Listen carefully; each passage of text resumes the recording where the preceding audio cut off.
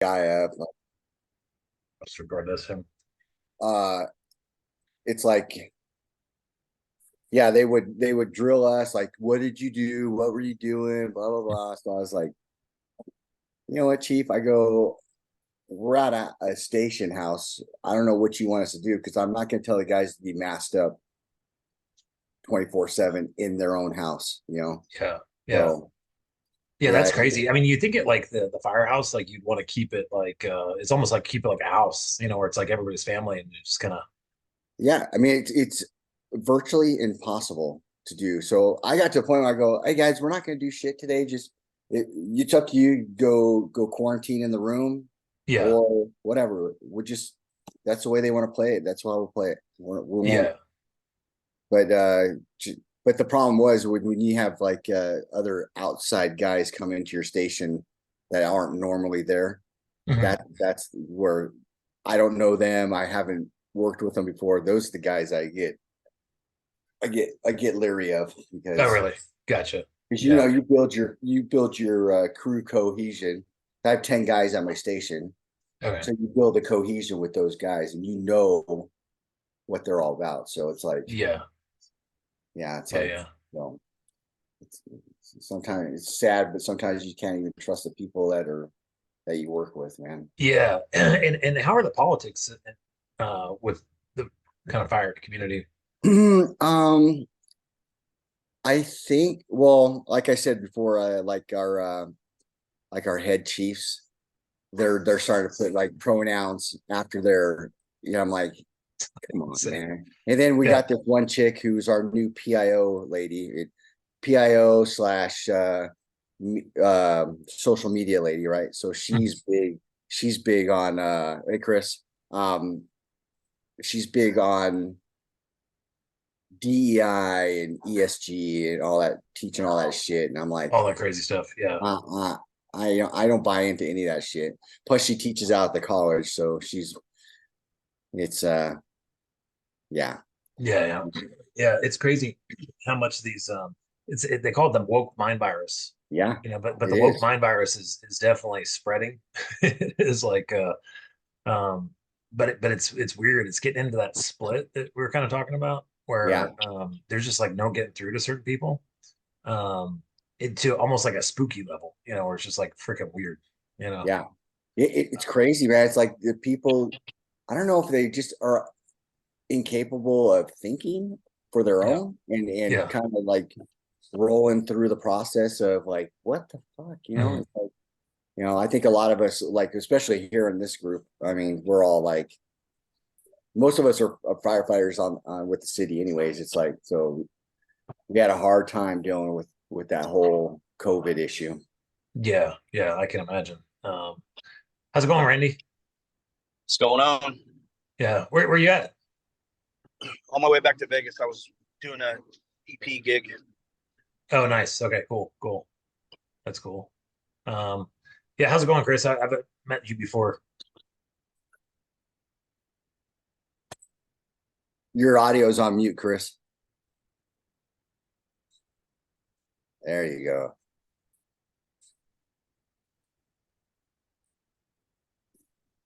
For some reason it's still muted. I don't know why. Oh, anyway, it sounds like his microphone might be messed up over there. Anyway, so yeah, I wanted to get you guys on here to go over what's going on. Basically, what I'm trying to do is I'm trying to build up the numbers of the trust council and get engaged with more emergency services folks, worldwide. That's the whole agenda. And the whole idea is that we have an emergency underway. My background's aviation. Flew in the military for a long time. Still in the military now.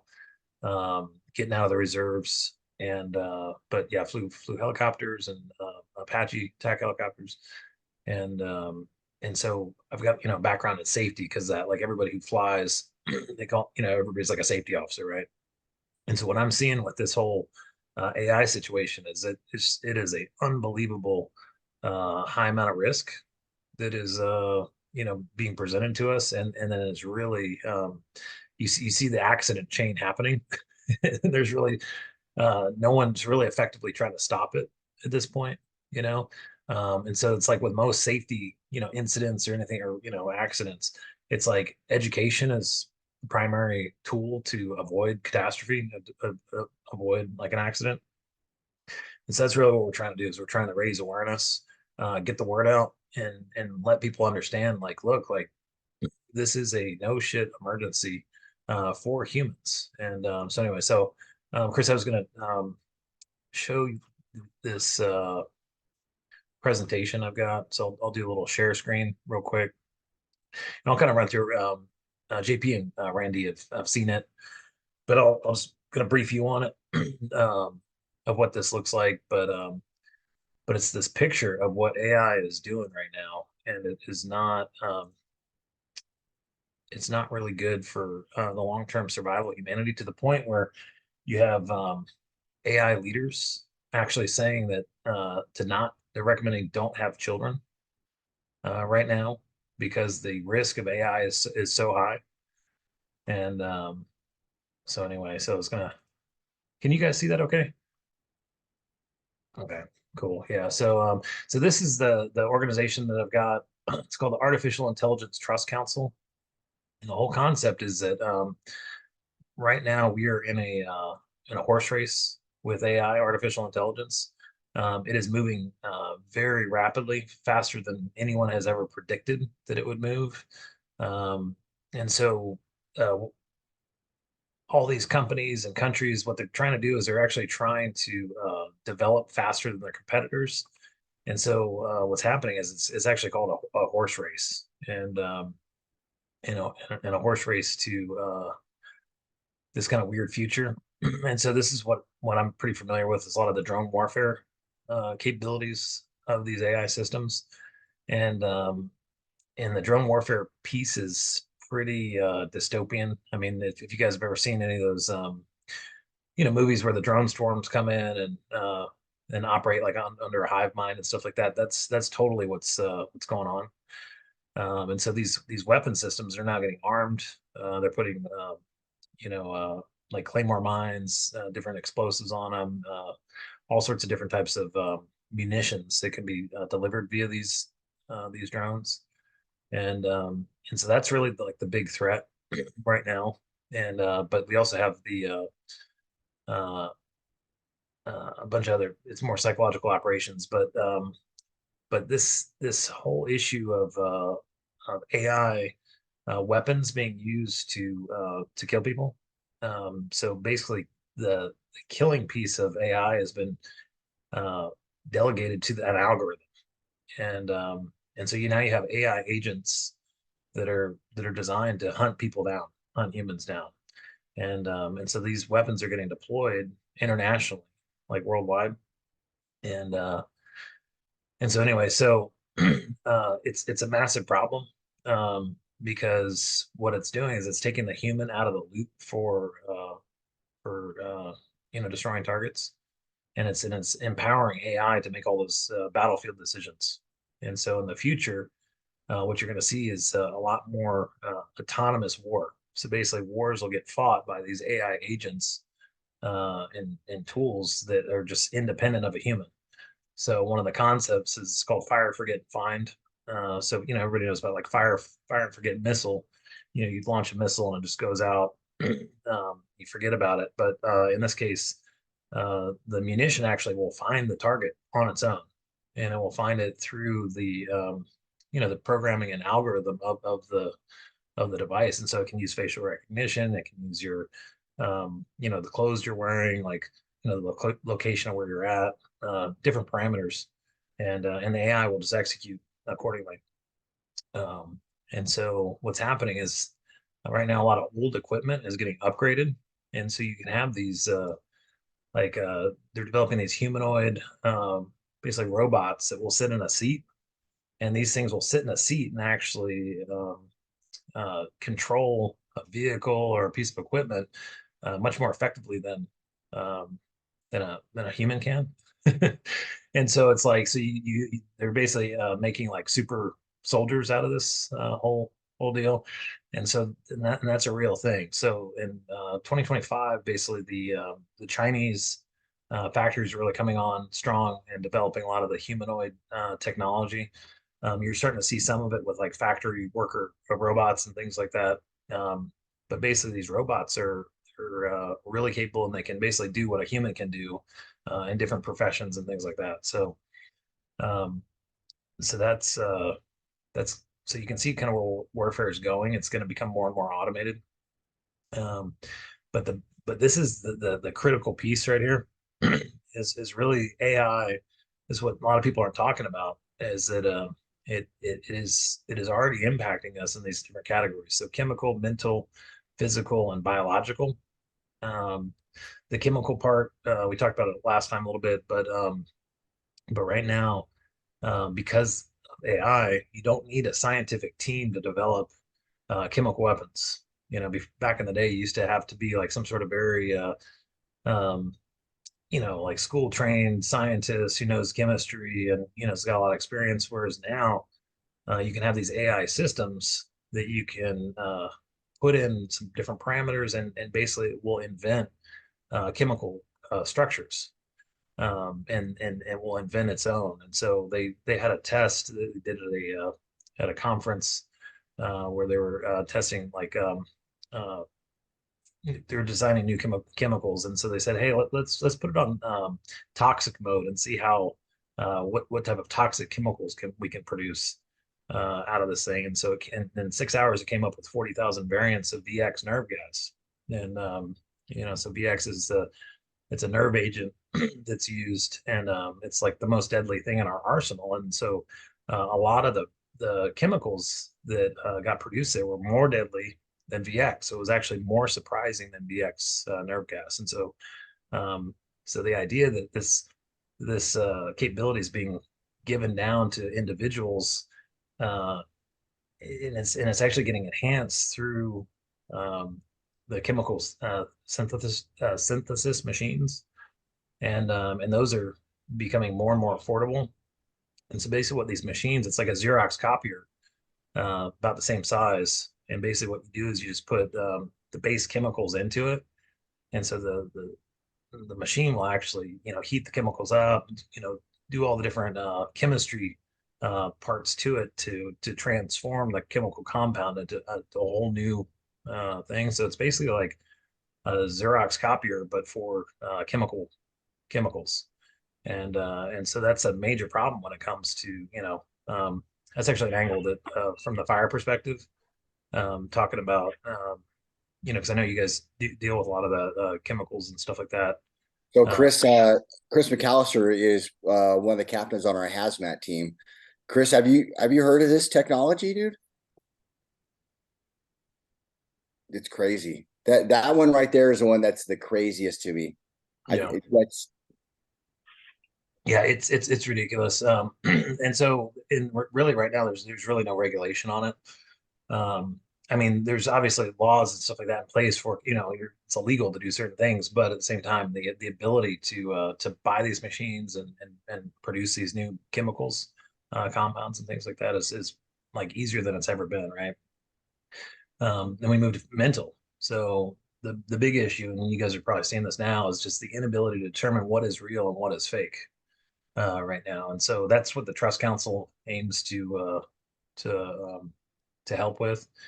But the whole idea of worthlessness and human worthlessness, it's kind of a weird concept because we're kind of not used to that. We're like, hey, everybody's got value and everybody's got a purpose for whatever. And so right now what's happening is you're having people that are graduating from college, 4-year degree in, let's say, accounting, or 4-year degree in marketing, or whatever their career is. And really they're coming out, and you have AI systems that are almost completely free or really cheap that are doing that job, uh, you know, 10 times better, more accurately, faster, all that stuff. And so it's like, well, why do you need that human? Why did you have to, spend all that money to go to school, and, now you really can't get a job, using that stuff.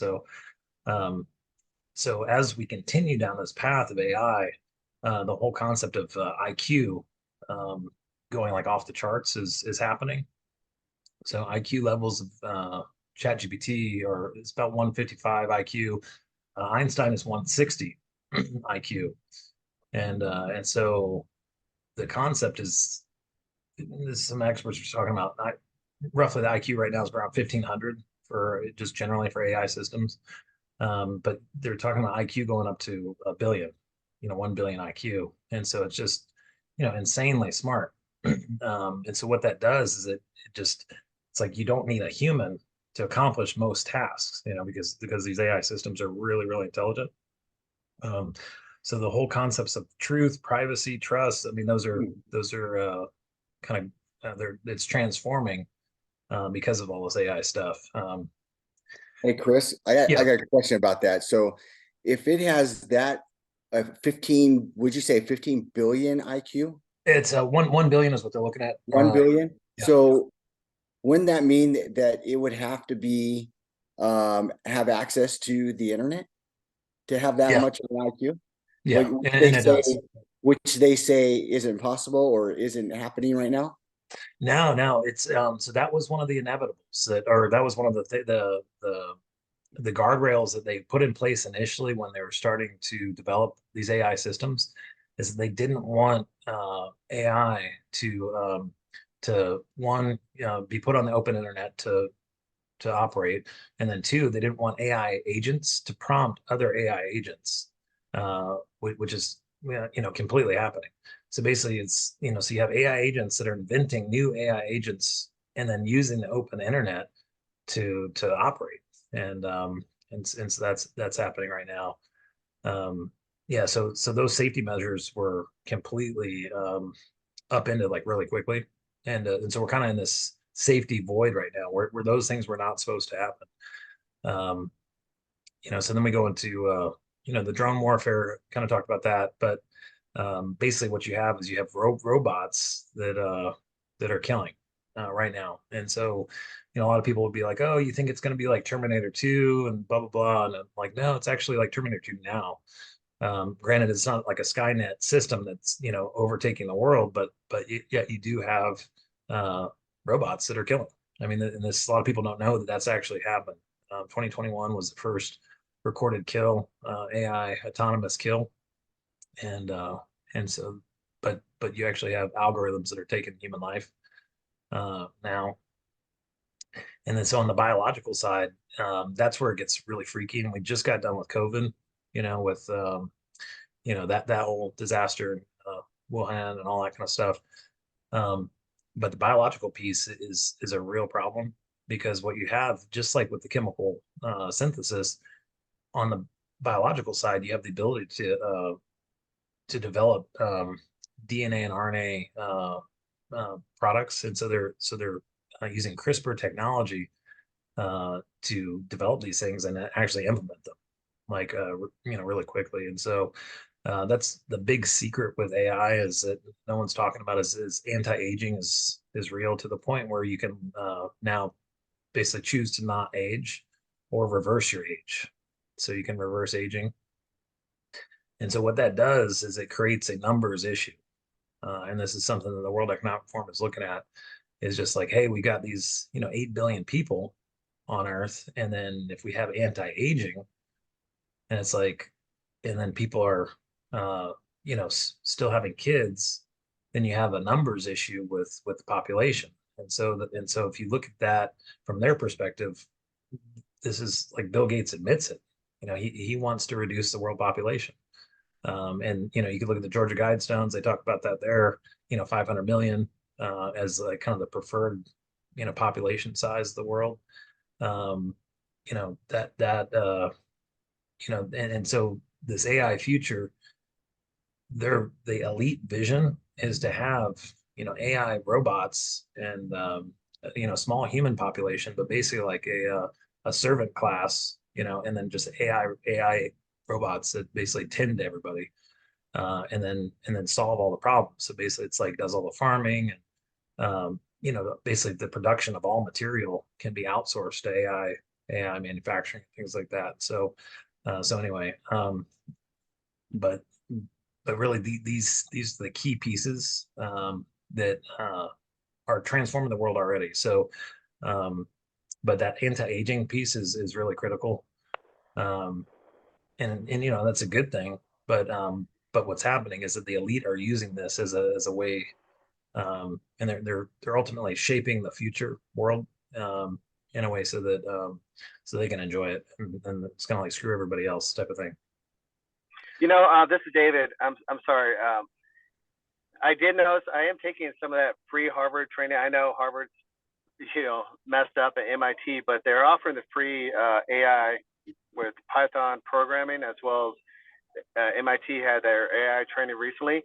And the one thing I noticed is there's no discussion about ethics. They talk about ethics of like make sure there's no discrimination and biasness. They don't talk about the ethics of, hey, how can this AI be used to harm us, or what are should we be really making this so efficient that guys could use CRISPRs, or making chemical formulas to kill entire races, not regions by their ethnic origins and stuff like that. There was none of that discussion, which is real troubling to me, because these are all the kids. And the other problem with this is these classes are open free online to the world. So I noticed there was a lot of Indian students, a lot of some Asian students, and there's English speakers, but it's more older, not younger folks. So I'm really concerned, because basically you're giving all this advanced knowledge to these populations that want to make money, but not realizing in the short end, they're basically screwing themselves. Yeah, totally. Yeah. And it gets even, so that whole issue is really telling, because, for example, like this whole Moore's law thing. Moore's law is this concept of microprocessors getting smaller at a consistent rate, and also speeding up at a consistent rate. And so the science of this started back in the 50s, right? So 1950s and 60s, and it really came from mathematicians. They started getting into developing an artificial brain. That's where it all kind of originated from. But from the 60s, they started looking at like, well, where is this going to go? Well, once you start getting this artificial intelligence and all that kind of thing. And so they applied Moore's law to it, and really that's where they were able to predict exactly this moment in history and this in time when we're going to start to see really highly intelligent AI systems. And so the whole concept that they're not telling us about the risks, the government's not really being honest about the true story behind AI, tells you that it's kind of like COVID, where we kind of got kept in the dark on the whole thing, and then didn't really find out about it until it was too late, and you really didn't have much time or ability to do anything about it. And so those risks are intentionally like they're not being talked about. You can go on Chat GPT and see the bias. I mean, you can put in different prompts, and it will steer you away from certain types of information. So it's that typical kind of leftist mentality, that the woke culture that's been applied to a lot of these AI systems.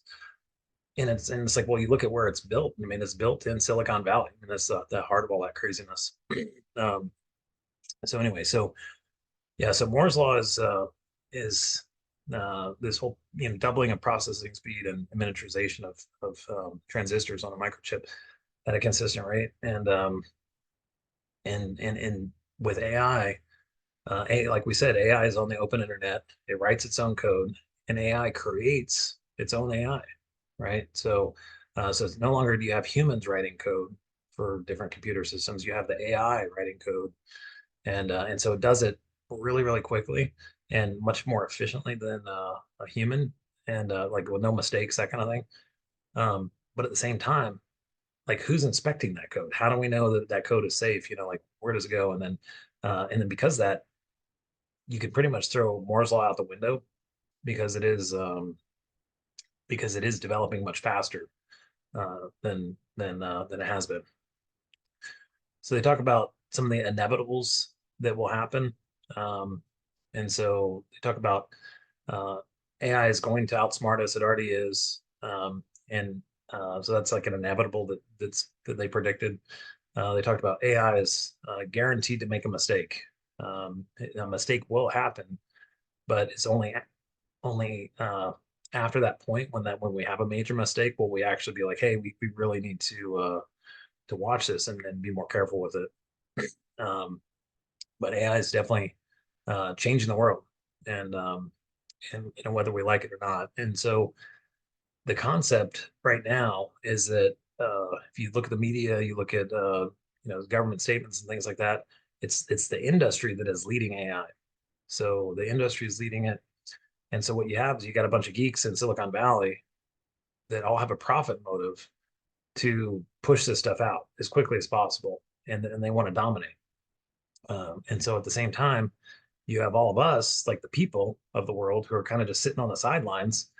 And this is going to affect our families. I mean, this is going to affect mental health, of our population in the future. So the idea is that we, the people, really need to be in charge of this system, and so we have to step up and say, hey, look, like this is what we want. This is how far we want this intelligence to go.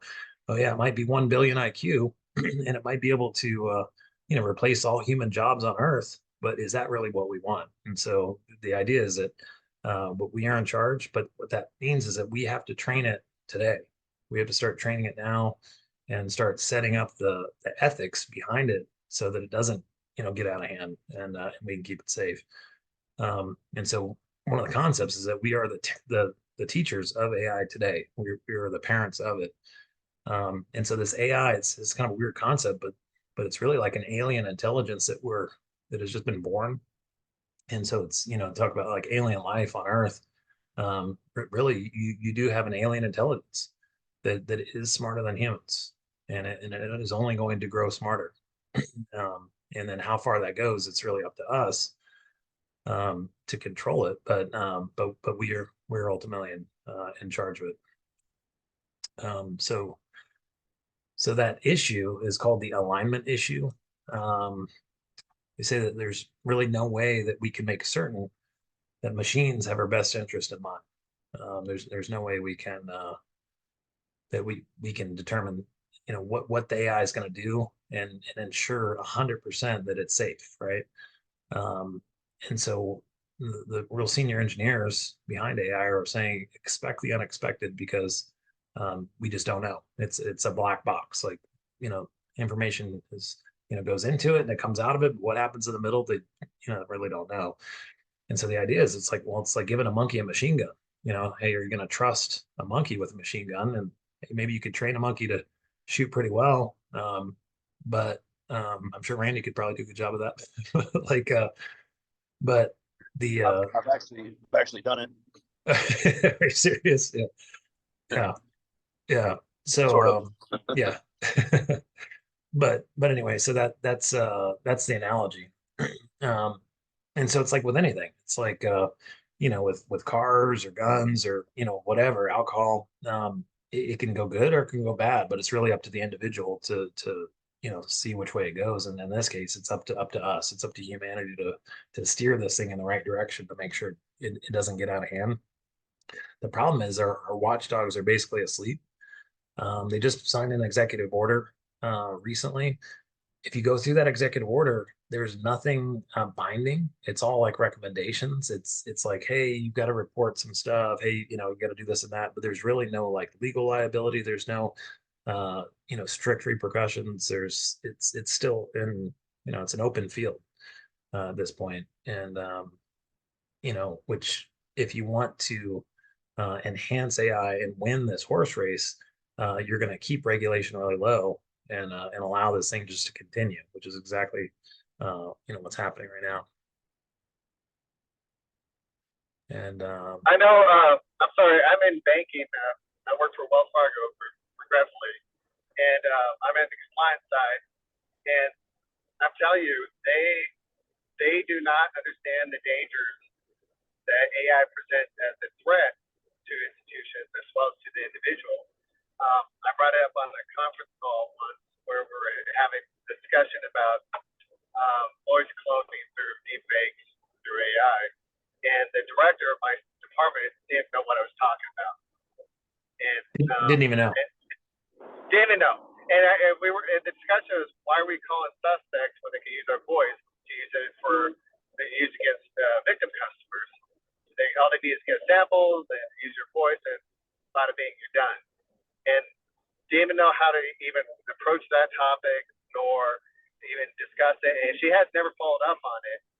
So I refuse to call suspects now because I know my voice could be cloned, and then I could get called in for internal because I was telling the customer, calling some customer for some unknown reason that they're a victim. So I'm telling you, the financial institutions are not even prepared yet. So your money is not as safe as you think. Well, and then yeah, even that case in MGM and Caesars getting shut down, where everybody was locked out of their hotel rooms and stuff. There was a concept there that AI might have been used to help spoof a guy's voice for the manager access for the IT department, and because that's usually like the workaround is you have to have like a phone call and a personal conversation with somebody to get something done, and but yeah, there's a with the face swapping, you can even that's one of the things that you can do is you can take your if you wanted to spy on somebody, you could take their video camera or hack their cell phone and basically get all the footage from their background environment, and you can overlay that in a studio. Basically, what it does is it creates an image of like, so it would look like your home. So I could take your face, I could take your background or your Zoom wherever you'd have a Zoom call, and I could actually spoof you completely, you know and the person on the other end would have no idea. They think that they're totally talking to somebody else, but that spoofing capability is actually out there right now. And so anyway, so as far as regulation, the main thing that we have right now that's official is the AI Act in Europe. The problem with it is it's not going to get enacted until 2025. There's a lot of big media articles and stuff like that about it. They're like, oh, the AI Act is out and it's doing all this good stuff.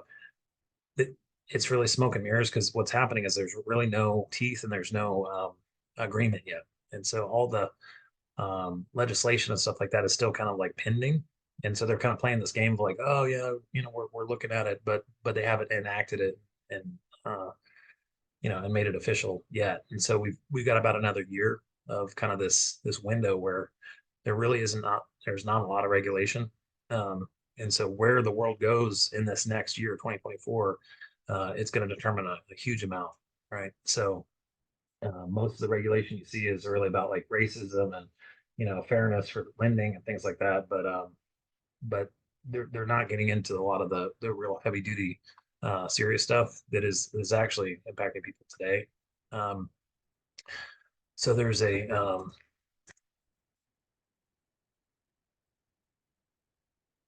this concept called AGI, which is good for you guys to know about. It's called artificial general intelligence, and that's a concept that just recently Sam Altman got removed from his position at OpenAI, and they got brought back on about 3 days later. And there's a rumor going around that they actually discovered AGI, and AGI was predicted to happen late 2030 or late in, around 2030, but it's actually looking like it's probably now. And so what that is, it's like when AGI is like we're not used to it. We're used to like kind of Siri and different systems like that kind of being kind of useful, but not like super intelligent. But with AGI, it is like you cannot tell the difference, and it's actually shocking because the intelligence level of it's like having a human being in your pocket with your phone. And so what happens is you start to respect it, and you start to listen to it, and take it seriously, because we're used to having it's like our earth, or kind of natural programming of our brains is not equipped to deal with having a human in your pocket. And so what the risk is once you have AGI and the public sees it, they cannot put it down. And so that's why you see these pictures of these cats with the mirror in the jungle, and they just kind of freak out, because it's something that we really haven't seen before. And so you can ask these systems, once you hit AGI, it can start to predict the future. It can start to know everything about you, start to know everything about your family, everything about like your whole network. And it's simultaneously collecting all this data and then correlating it and then using that data to influence you and your mind. And so it's like the ultimate psychological operation mind control tool. Um, because once you have that, it's whoever's in charge of this AGI system ultimately could rule the world. And so I'm sure you guys know about Klaus Schwab and his agenda, but that's really who's driving the train right now. So anyway, Chris, so yeah, go ahead. um, how do we determine whether a video or any of that stuff is a spoof? Is there a way So of figuring that out? yeah. So I've got a couple companies that I'm talking to right now that offer subscription services for to filter AI generated content. So you can filter text, videos, or photos, and it will give you a score and tell you like, hey, this is 98% guess that it's AI generated or human generated. Um, and so there are some companies that offer that, and there's a subscription service. And so that's actually what we're trying to do right now. Is as soon as we get funding, we're white labeling that service, and we're putting it onto the AI Trust Council site.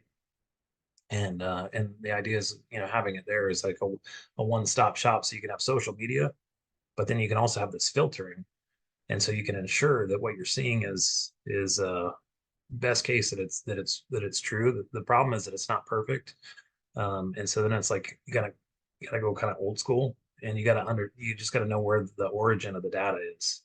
And so that's the other piece of the trust council, just figuring out like who posted it, where did it come from, that kind of thing. And then if you look at the reputation of the individual who's posting it, and if they have a high reputation for being honest and truthful, then it's like, okay, well then you can more than likely trust the data that they're posting as being true. And so that's really what the trust council is all about, is just validating data as being true, as being human. It doesn't mean it has to be perfect, but like as far as somebody might be off base, or whatever, but as long as it came from a human being, it's we need to know that.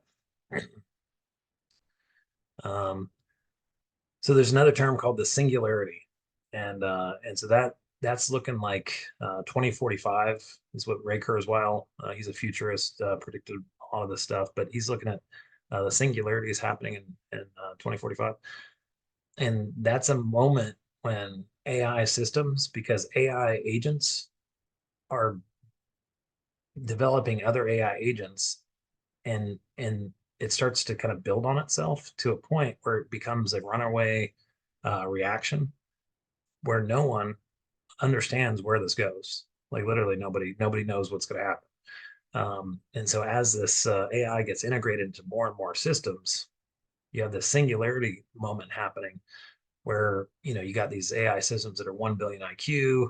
They're all talking to each other. And they're all communicating, and it's worldwide. You start to end up with this unknown, like nobody knows what's going to happen. And so, some of the smartest minds on this say that it's basically what we're dealing with is like it's the equivalent of the um, uh, rise of human life on Earth is ultimately what this is comparable to. And so that singularity is really what we're trying to get our hands on AI before the singularity happens, so that we can prevent it from getting too crazy.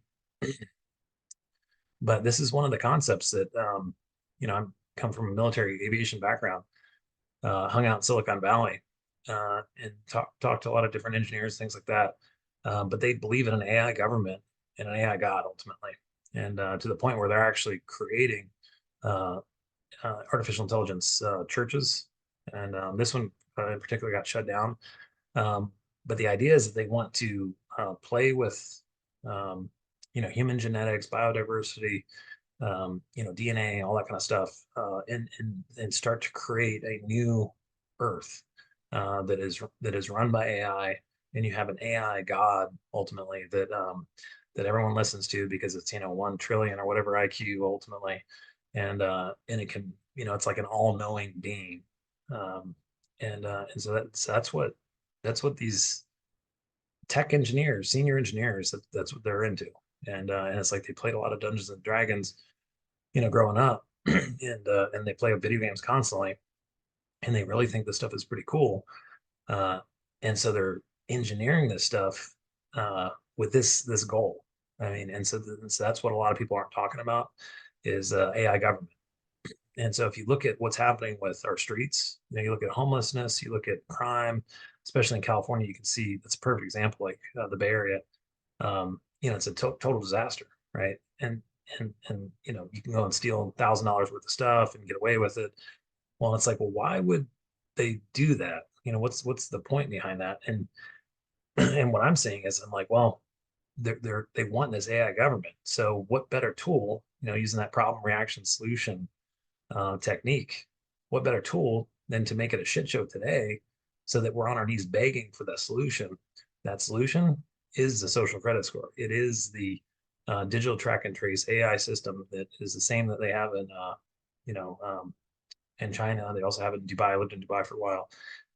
So I actually saw how this stuff works, and it cleans everything up, because what happens is the people understand that they're under surveillance constantly, and then all these cameras are linked together. And so as far as crime fighting and things like that, literally the AI can you just hit fast forward or rewind on the tape. You can figure out where somebody came from or where they went, and all you got to do is observe the crime, and then send people out to go to get arrest the rest of the person or find them or whatever. And so that's how it works in UAE and also in China because they do have these AI systems. And so anyway, so the AI God obviously is a little further down the road, but that is what they're moving towards. So ultimately, there's a book you can get on Amazon, $250, but it's called The Art to Like War, and it gets into this predicting this exact situation. So there's this kind of like uh, humanity is really splitting, and so there's this one group that's, they call them the Cosmos, which are they believe in an AI future where we merge our consciousness with AI.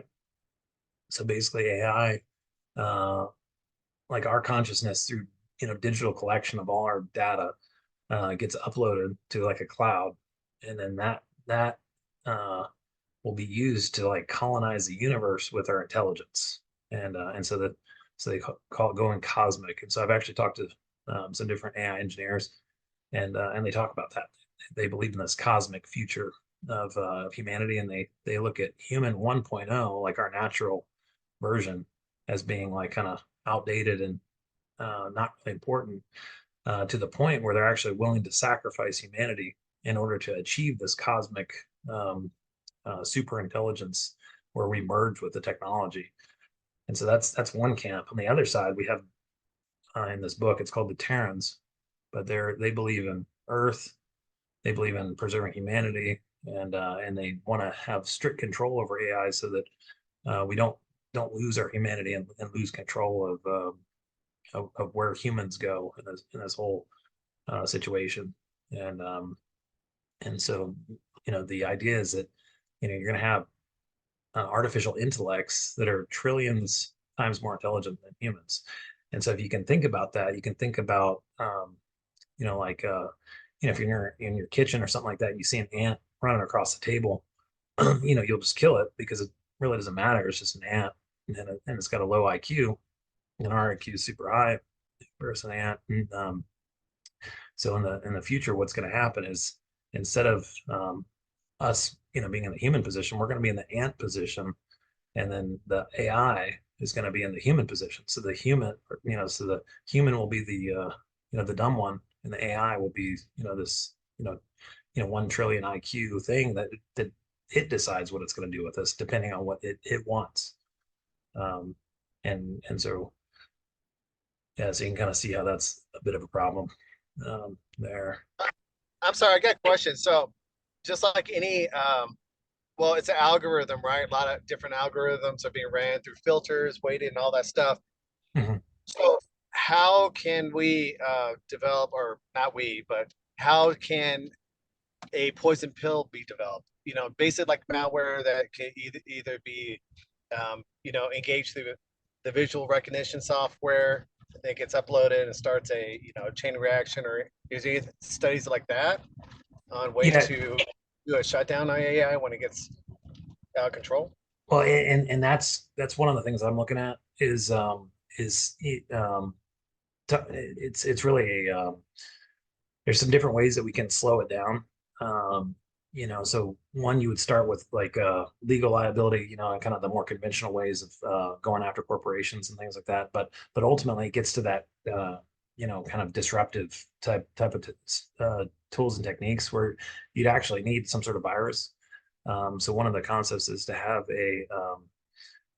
there's a Stuxnet was a virus that got introduced to destroy the nuclear centrifuges in Iran and the nuclear facilities there. And so Stuxnet, and so those nuclear facilities are really secure. I mean, they're air gap. There's no internet. There's nothing. I mean, it's really high security, whatever.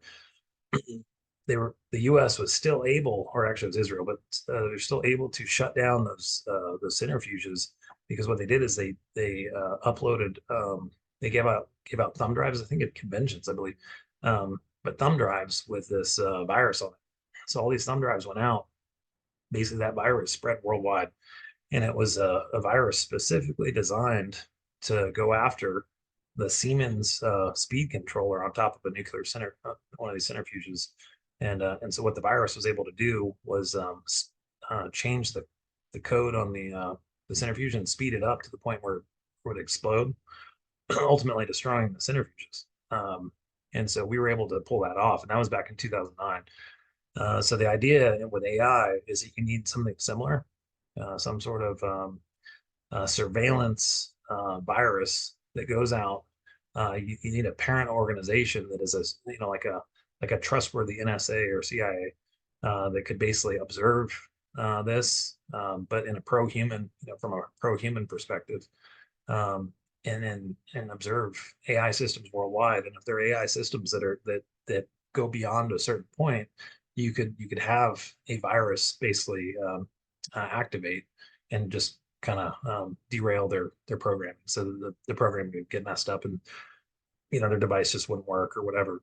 And so that would be one way to slow it down or stop it, depending. There's a couple other measures you can take. I mean, obviously, it's anything electronic that's got a on-off switch. You could use electricity. Cut the electricity. You can cut the data source. From the hub locations where the data is coming from. You can throttle that actually. And then ultimately you could destroy the device physically. So it's like a kinetic strike on the target, something like that if it got too far out of hand. But it's it starts with just educating people and saying, hey, look, like we have a problem. Hey, here are the parameters of what we want, because it's we the people who are ultimately going to have to deal with this stuff. And the way it's working right now is that you have a corrupt elite that are actually pushing. It's that same corrupt elite that pushed COVID. It's the same corrupt elite that's doing all the crazy stuff. I mean, and so they're using AI kind of in the same way. So really at this point, just turned 2024, 2023, really nothing, no major progress on controlling it. But there's really two futures. There's an AI focused centric future or human centric future. And it's really just two choices. And so you have, the short term, we got, physical and mental impact, who can you trust, mind manipulation, all the psychological operations, that kind of thing. All the physical, like we talked about, like the, weapons, biological, agents and things like that, and then the chemical weapons. And then obviously long term, you have the intelligence explosion. So you start to get into like, 1 billion IQ, that kind of thing.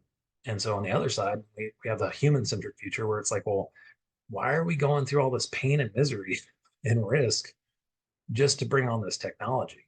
You know what I mean? It's like, yeah, the technology is cool, but do we really want to like destroy humanity in order to bring it on? And so the idea is, it's like, hey, yeah, we can have AI but it needs to be tightly controlled and have pro-human people who are actually in support of humanity steering it. And since that's really the difference. On one side you have the people that just want AI, and on the other side you want people that want humanity to survive and thrive. Um, so it kind of gets into that concept of the cosmic versus terrestrial. It's really pro-human versus pro-extinctionist, and that's one of the things you'll see a lot of. It's really coming out and going to help push some of this stuff. So Elon Musk is a couple weeks ago. He was on Joe Rogan just before Christmas, and he started putting that out of the whole concept of being pro-human or pro-extinctionist, and that's really how you can divide up leadership right now. It's really strange. There's some weird stuff going on with that, but you can actually ask leaders a question. You could say, "Hey, are you 100% pro-human with regards to AI?" And a lot of people, especially in tech, will be like, "No, I'm on team AI."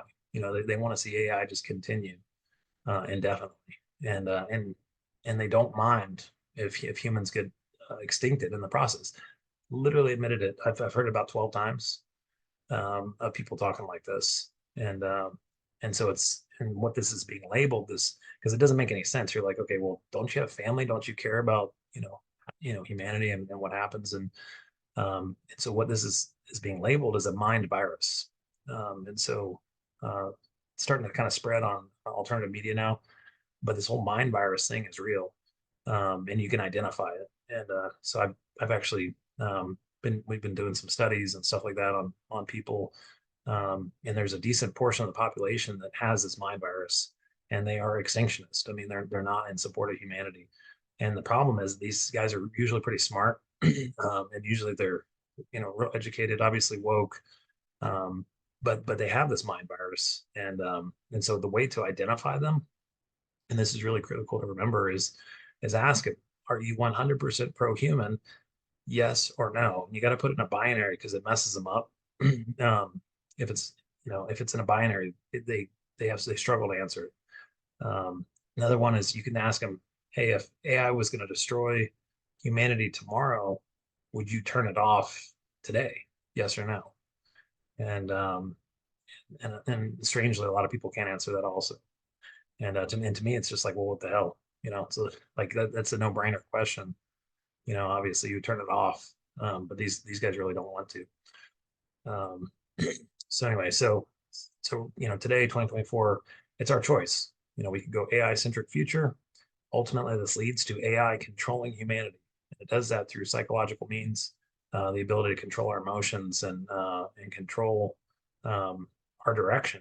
And because the AI will become smarter, much smarter than us, and actually probably make very, very good calls on different topics. I mean, if it's taking in all data, it could actually make effective leadership calls on like, hey, this is probably the most best course of action in this case to go this way or that way or whatever. The problem is that you need a human layer on top of it, a human layer of control.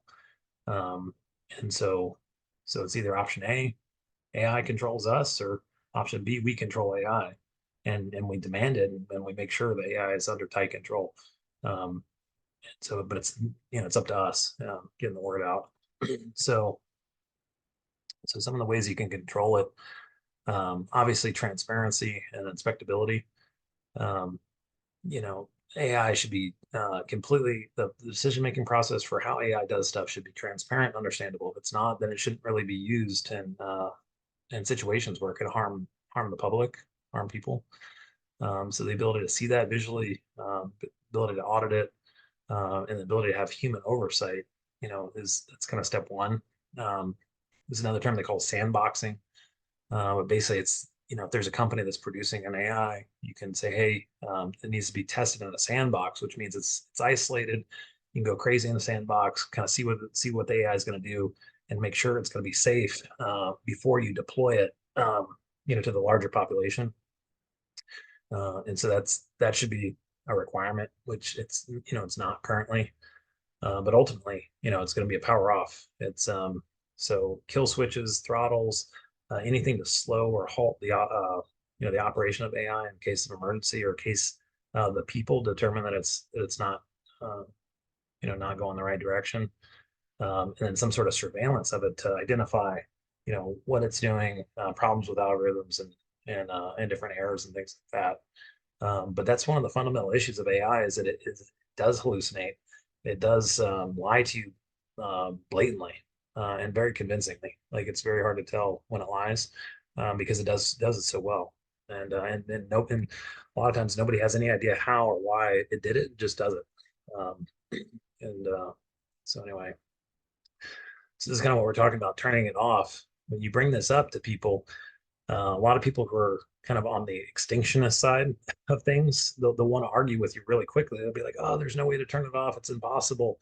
But the thing is, here's Ahmadinejad and his nuclear facility, and we were able to turn these centrifuges off, and it was all done through this um, Stuxnet virus.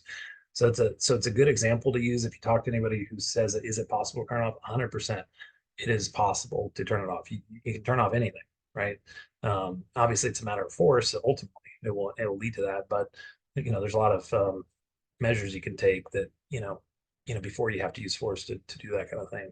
But if it came down to protecting humanity, uh, you know, I that's a situation where you'd have to use a lot of techniques to make sure it's safe. So anyway, so that's the background of AI. And real quick, I'll kind of tell you about the AI Trust Council. So what we're saying is current control systems are unable to address the issues of this humanity altering technology. AI is basically out of control and it needs to be brought back under control by trusted people, right? So the AITC is that trusted group that is transparent, trackable, and private. And what we're doing is we're gaining traction worldwide to spread the word on this whole thing, and so that's the only way that we can make this work is if basically the world comes together on it. So what we're doing is we're establishing tomorrow's trust today, right now. And so what that means is that the information that we create on the AI Trust Council, because the people of the Trust Council are trusted, we can use their information, their metadata, to train future AI systems to be safe and responsible. And the idea is to recruit responsible people today that can help train it for the future, right? And so that's what the Trust Council is. It's air traffic controllers, airline pilots, EMS workers, firefighters, military veterans, and also humanitarians. So that's the makeup of the Trust Council. So if you fit one of those categories, you're already a member of the Trust Council. And so the way it works is basically you get to appoint 5 people to your Trust Council, and the idea is that these are people that you trust and in your day-to-day life, that you've already established some sort of trust relationship that is offline in the real world. And so there's no current there's Facebook and things like that, but there's no current social media site that is actually has taken this trust dynamic of the real world and applied it to like social media. So really, we have three key features that make up the Trust Council. Like we talked about, it helps users make authenticity determinations about info they see online, so you can figure out what's real or fake. And we also help members see how their information is being used online, so they can ultimately make passive income by selling their metadata. And then we use blockchain polling to help humanity steer AI regulation, so that you can push AI in a direction. Um, and and so it's like basically the people can push it versus AI pushing us. And so that's the whole concept. So really, it's just 3 key features. Members help establish human versus AI. So what is true and false? Help members make money from their metadata, and we help steer AI in a positive direction. So that's really the key pieces to it. You can set the size. You don't have to have 5. You could have 1 or 2, but the idea is these are people that you know in the real world that are trusted. And the whole idea behind it is it creates more trust because it's harder to create fake accounts and things like that.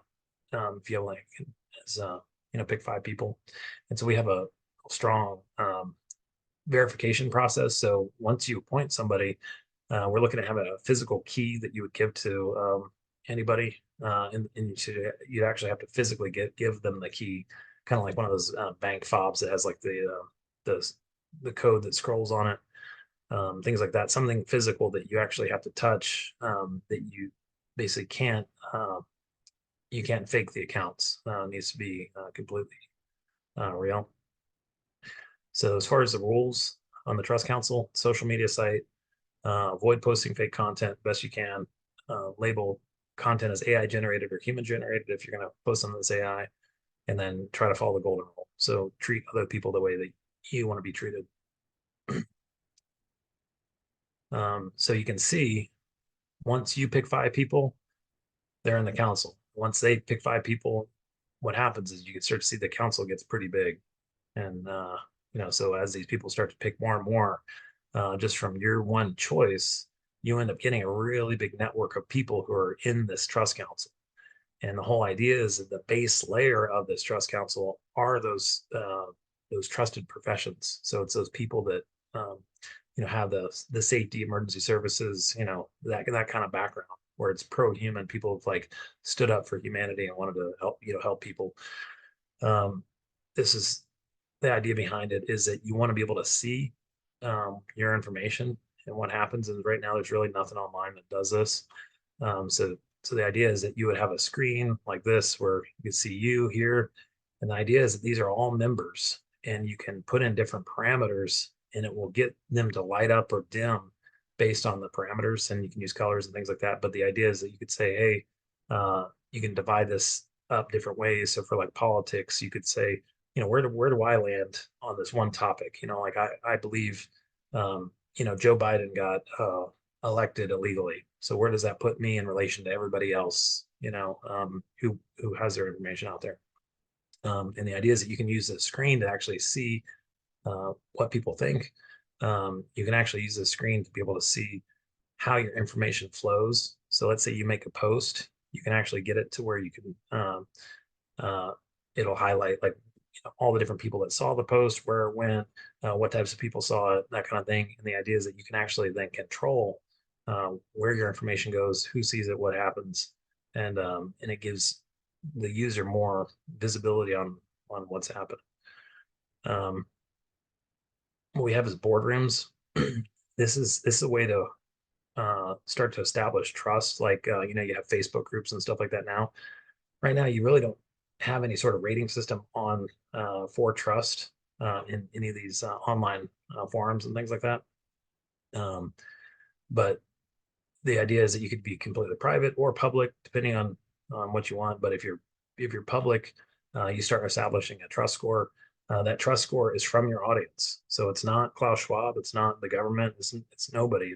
It's your audience that you created, kind of like an Uber driver. When they sign up for Uber, they put themselves out there and they give people rides, and they get rated. It's the same way with this information. So if you're putting information out on the internet, you're doing stuff that and as long as you're using the golden rule, you're trying to be honest, then you have a high trust rating. As long as your audience thinks that that's what you're trying to do. So anyway, so we call those boardrooms. The whole idea is that you can visually see it. So we're working on this right now, basically gamifying this thing so that it, but what the idea is that you want the individual user to be in full control of their future and their score and how they're perceived online. And we do not want as some sort of government system or, like a central bank digital currency or, Chinese social credit score system or something like that to come in. And so this is kind of like the reverse. Basically, as an individual, your audience that you picked scores you. And so if you put information out there publicly, you do different things. It's your reputation. And so if you don't want to have a reputation, you don't care, just, you could be completely private and operate within the site also. But the idea is that you as the individual can be in control of it. Anyway, these different parameters, you can pick these yourself so that you can choose how you want to be judged. If you want to be, let's say, hey, I'm responsible, I'm pro-human, I use the golden rule, whatever. The idea is that you pick how you want to get judged, and then depending on how you do, and depending on how popular you are, your trust score goes up. And the more trustworthy you are in the eyes of your audience, you can get basically more metadata, more money for your metadata. And so that's the thing that's happening right now. Big tech is taking all your metadata. They're literally just doing whatever they want with it. And so this idea, it's giving you all your metadata. You're in control of it. It's like your money basically. And the idea is that you, in the future, your metadata and the quality of your metadata is kind of like the new currency. And so you want that metadata to be high quality, and so you can use that to helps shape future AI data sets. And if you want to sell it, the whole idea is that you don't have to sell it, you don't have to do anything with it, you just hide it, delete it, whatever. But the days of big tech and government and that kind of thing, like owning all your stuff and then using it in all these weird ways, it's pretty ridiculous, because it's like, well, it's your information, you created it, you should be able to keep it. And this basically, this is like the fight against the social credit system as well, right? Yeah, that's exactly it. Yeah, I mean, because that's the thing when I talk to these with AI, they're like, in order to control the future of AI, they're like, it's an inevitable that a social credit system is coming. And so right now it's inbound hot. I mean, like literally, you have Klaus Schwab is he's right around the corner. Like literally, we have the ESG score already. Banks are already using that in the United States. They're already shutting down like gun stores and other places that are not in alignment with ESG scoring system. And then the actual banks are the ones that make the determination about whether or not you what your score is, how, if you get deplatformed or whatever. It really has to do with a lot of lending and things like that. But yeah, so banks are currently in control. That got written into the law, that banks are in control of your social credit score or the ESG score. And so it's much more advanced in Canada and also in UK. So we're kind of like a little bit behind here in the United States. But the idea is that there may or will be a some other pandemic, some other event that will be used as a tool to be like, to really implement this whole thing and collapse the dollar and bring in the CBDC, central bank digital currency. So we don't really have a lot of time, and so the idea is to present an alternative system early that is a that basically what we're doing is we're trying to take the U.S. Constitution, apply it to AI, and say, hey, there are limits to what AI can be used for. So that AI can't be used to violate your constitutional rights, right to privacy, freedom of speech, freedom of assembly, all those basic principles. The idea is to apply that onto AI logic so that AI systems can't be used to hurt the people. And so the people can always stay in charge of this, and it keeps AI under control in some way. And so that's what we're working on right now. So a lot of the stuff, like the different functions that you can use once you're on the council. The idea is that you use blockchain to secure it, which means it's smart contracts for everything. So everything's inspectable, transparent, and it's open. You can see what's going on. The only thing that you couldn't see is somebody's profile if they want to remain private. The idea is that you want to have total privacy if you want to be totally private, and so you can operate in the system however you want. If you want to be public, at school, private, at school also. What this gets into though is the ability to make money. So once you have a lot of trusted people, USAA is a good example of an insurance group. It's private insurance with military members and their families, right? So you get a little bit of a discount with USAA because there's a little bit less fraud and those types of things that happen with insurance. And so when you have lower fraud and higher trust, basically you can you get a higher savings, and so you can use that with lending. You can use it with credit unions, lending clubs, even family trusts and things like that. You can set that up. But the whole idea is that if you want to participate in this, it gives this basically derails the current banking structure, and it starts to bring banking back to the people and away from a lot of these big kind of you guys probably are familiar with like the BlackRock State Street Vanguard situation, but it's just pretty much out of control. And the idea is to bring that back to the people with a lot of this stuff. So one of the big things is medical insurance, corporate insurance. Discount, you can get discounted rates with it, and so we have a bunch of different products. But really, it's a social system. So we're actually looking at talking to Elon Musk right now about potentially partnering with him, and instead of building this out on our own, basically trying to get him to adopt a lot of these principles into X. X is he's building it into this new site where it's kind of like an everything app. So it's like Facebook, Twitter, Instagram, LinkedIn, all that, TikTok, all in one site to include like finance and banking and things like that.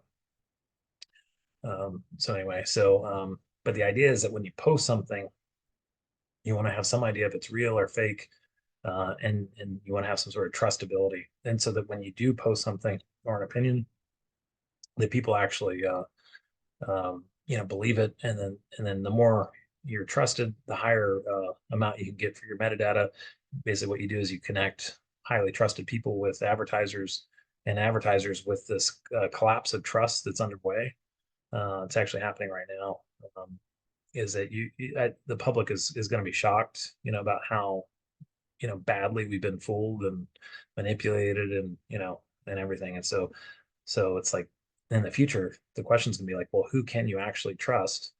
And so this system basically gives you an ability to trust people again. So, but yeah, so this is running out of time here, but anyway, so this is the whole concept of the trust council is the ability to see your data, see where it goes, and have more control over it, about where things go. And but the big point of this is that uh, is that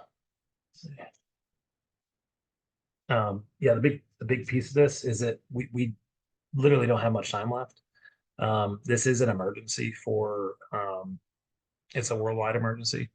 Um, you're going to start to see more and more kind of pushback on it, but really it gets into chemical, biological, and mental health aspects of life as we know it is going to get transformed here within the next year.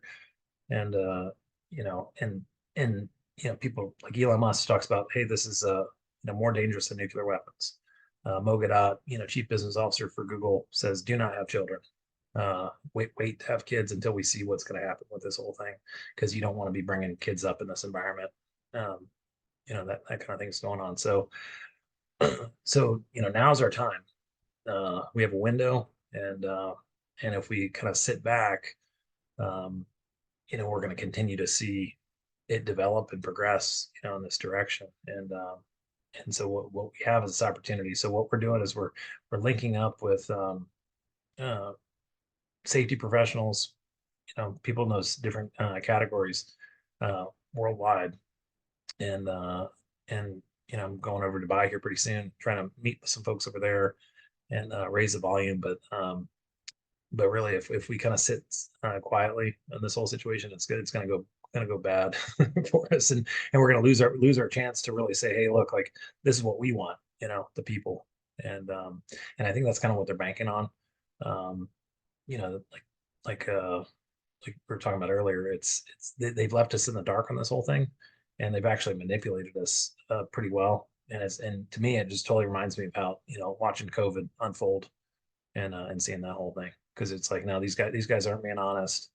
They're not telling you the real story about what's happening. There's horror stories about AI systems running amok and then shutting down whole buildings.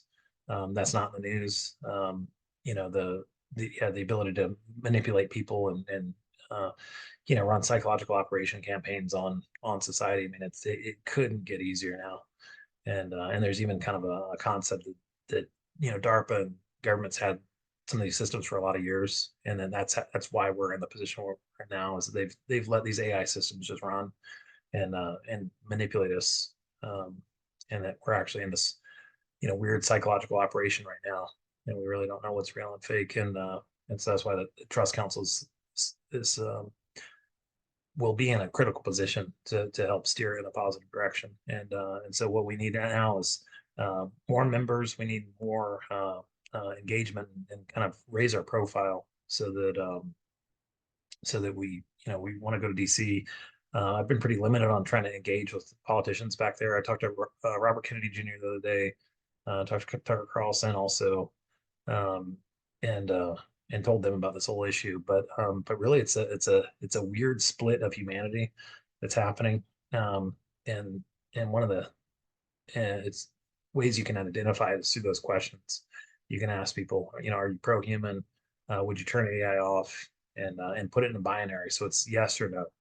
And it messes them up. And it's funny because it usually coincides with people who wear the mask or woke, or really like pro-vaccine. They're also pro-AI. They do not want to turn it off. So you can test people with that. Be like, if they're really pro-vaccine, just ask them like, hey, like, do you think we should turn AI off? And usually they're like, no, you can never turn it off. Why would you ever turn it off? You're gonna ruin our chance to get all this kind of cool stuff. So yeah, so now it's really, but it's up to us. It's up to the people, and and so we're in a position to do something about it. We can make our voice known. The veteran community's pretty big on this. I'm trying to engage with the airline pilot community. There's so many jobs that are going to get displaced because of this. It's like unbelievable, where this goes, and so we're still in kind of this window of things being normal, and the idea is to try to keep it normal, integrate these AI systems that are pro-human, that are good for us, but have some ability to determine, hey, this is good AI and that's bad AI, and have a stamp of approval that we could put on those products and services, like a GMO label. So you can say, hey, this is so it's ultimately like a license. You have to have a license in order to operate, and so there needs to be some sort of trusted agency that can approve that license. And so that's the long-term vision of the what the Trust Council aims to be, is the licensing authority on AI, and so you get that authority from this safety background of the individuals who make up the Trust Council, because it's their friends and family who ultimately created it, and so that's the whole thing. So.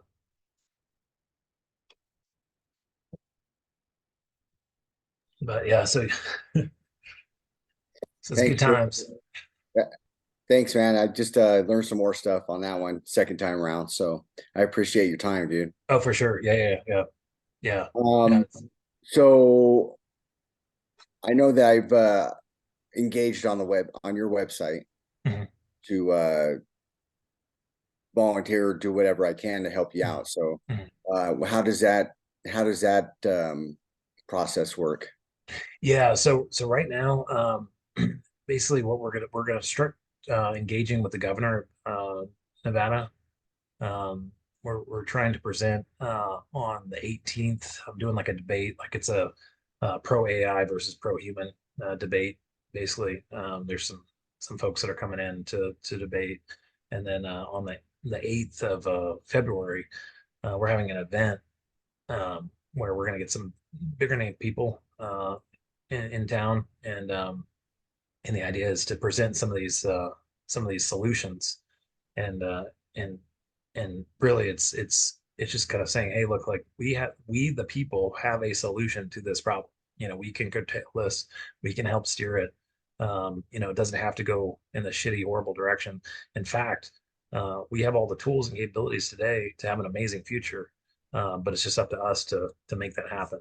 And so yeah, for you guys, any friends, family members, anybody like that that are like-minded, that see this as like, hey, AI might be cool in some ways, whatever, but at the same time, we don't want to lose our humanity. We don't want to lose lose our health or mental health, whatever, over this whole thing, because it's just technology. It's not the end all be all. So um, so we should try to steer it in a positive direction. So if you have anybody and that has influence or even a like mind on this whole thing, that's critical.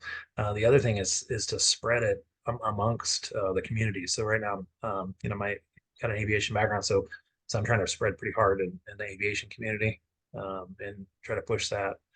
Uh, but emergency services, I feel, should take the lead on this because it is so critical, and it's a mental health and physical health disaster, ultimately living. And if you look at it from an accident chain perspective, it's pretty clear. It's the real story about what the real risk.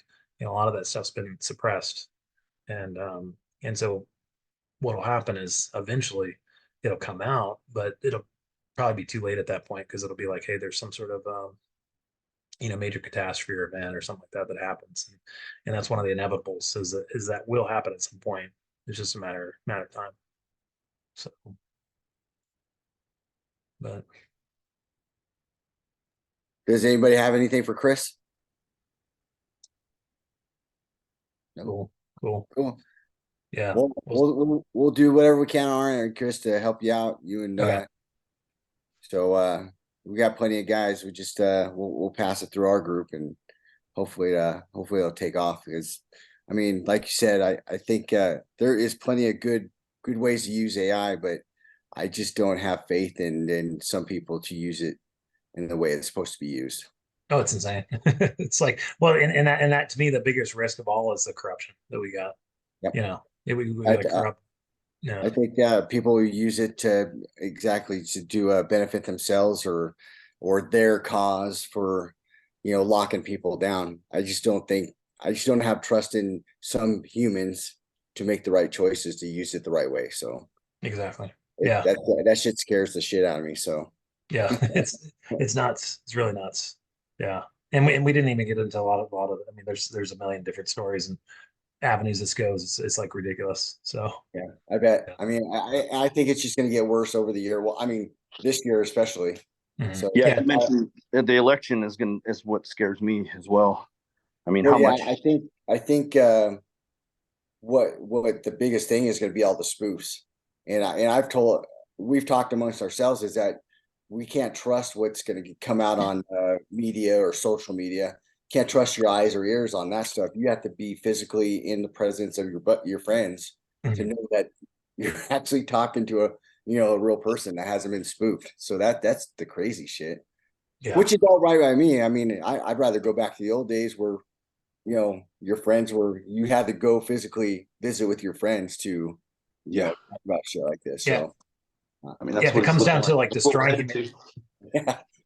yeah. Yeah. I think we're all in that area where that happened. Like, there's a good example. I mean, I was talking to my son several years ago. Like, I'm like, dude, get the fuck out of the house. Go to your friends. He goes, I am with my friends, Dad. I go, did I miss somebody coming through the door or something?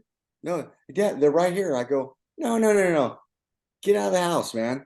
That's not visiting with your friends when they're in your ear. So yeah, dude, all this shit is just crazy to me. Yeah. It's like next level. And it's what's freaky is it's how fast it is. I mean, all the predictions, and that's what hear from these guys too. They're like, oh, you're an alarmist, whatever. And I'm like, all the predictions have happened like a million times faster. So yeah, Well, anything that's has a billion IQ Mhm. cannot be good. I'm Yeah. sorry. Yeah. It's weird to even think about that. Like, what does that even? It's actually takes time to think about it and be like, what would that be like? You know, like a billion. Like, what is that? And like you Like, got to me, that means that It's gonna figure out we're obsolete. exactly. well, Yeah. to me, that means it has access to all the information in the world anytime it wants. I mean, Yeah. so that means it tells me it's absolutely connected to the internet Yeah. and grabbing that information. So whatever. Well, Yeah. again, Anyway. Chris, thank you for your Yeah. time and bring this up, and hopefully we can get you some help, dude. Yeah. No, I appreciate it. Yeah, it's great to meet you guys. Thanks, Yeah. Jim. Thanks, Chris. Okay, Anybody for got sure. anything for Chris last time? Cool. Yeah, cool. Thanks, All right. Chris. All right, take it easy, Bye. guys. Bye, See ya. guys. Later.